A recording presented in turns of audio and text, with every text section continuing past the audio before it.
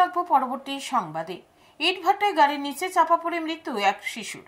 ঘটনা বুধবার ধর্মনগর মহকুমার অন্তর্গত মঙ্গলখালী গ্রাম পঞ্চায়েত এলাকার এমবিআই ইটভাটায়। মৃত শিশুর নাম সুরিয়া কুমার, বয়স 4 বছর। বাবার নাম সুরজ চৌহান।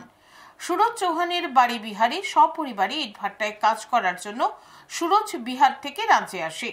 এমবিআই ইটভাটায় শ্রমিক হিসেবে কাজ করে সে। বুধবার সুরজ চৌহানের ছেলে সুরিয়া কুমার ইট ভাটার মনের আনন্দে খেলছিল। সেই সময় ইট ভাটারি TR-05G 1744 নম্বরের মালবাহী গাড়ির নিচে চাপা পড়ে যায় সুরিয়া। সাথে সাথে গুরুতরভাবে আহত অবস্থায় সুরিয়া কুমারকে ধর্মনগর জেলা হাসপাতালে নিয়ে যাওয়া হয়। হাসপাতালের কর্তব্যরত চিকিৎসক পরীক্ষা নিরীক্ষার পর সুরিয়া কুমারকে মৃত বলে ঘোষণা করে দেন। ঘটনার খবর পেয়ে ধর্মনগর থানার পুলিশ উত্তর জেলা হাসপাতালে ছুটে যায়। মৃত শিশুর বাবার কাছ থেকে গোটা ঘটনার বিষয়ে জানার পর পুলিশ ইট ভাটায় ছুটে যায়।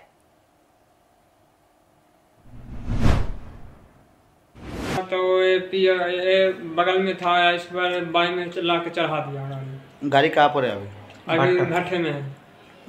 आपका बेटी का नाम क्या है?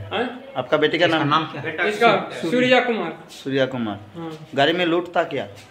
अधला लोड था, पीछे में था, चढ़ा दिया। পুলিশ ঘাতক গাড়িটিকে চালক সহ থানায় নিয়ে যায়। ঘাতক গাড়ির চালকের নাম আলিম হোসেন। ঘটনাকে কেন্দ্র করে ইট ভাটার শ্রমিকদের মধ্যে নেমে এসেছে শোকের ছায়া।